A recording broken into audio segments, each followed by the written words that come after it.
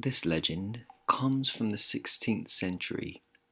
At this time, Joachim van Nostitz was the owner of the Choha Castle.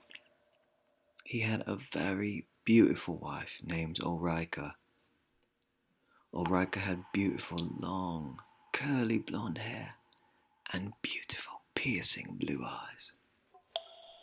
Ulrika and Joachim loved each other very, very much. Now, Joachim was a messenger for the king, and one day he was sent overseas.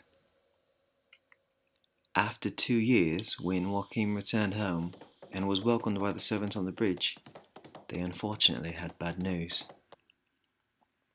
Joachim's wife had given birth to a son while he was away.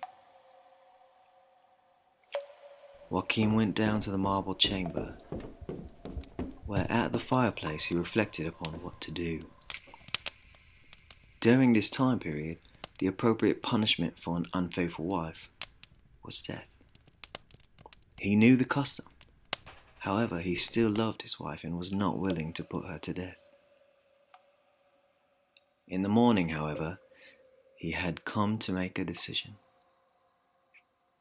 Love was overtaken by jealousy.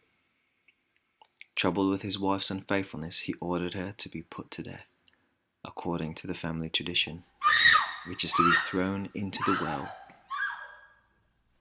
Her bastard child was to be trapped alive in the wall above the fireplace in the marble chamber. Every so often in the inner courtyard now, Ulrika's ghost comes out of the well of unfaithful wives.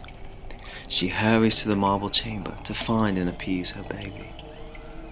Her ghost symbolizes death, disease, failure, and poverty. From stories told by eyewitnesses, seeing her is quite an unpleasant experience. Her face is terrifying, and her cry and wailing are even worse.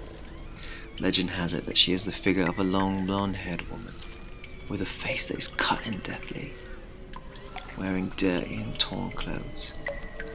Sometimes she even wanders through the forest, crying bloody tears.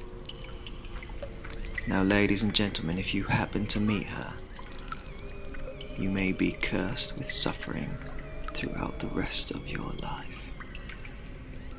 Be careful as you wander through the castle at night, for you just might come upon the ghost of Ulrika as she searches for her baby, who they say is still trapped behind the fireplace in the marble chamber, and whose cry can still be heard.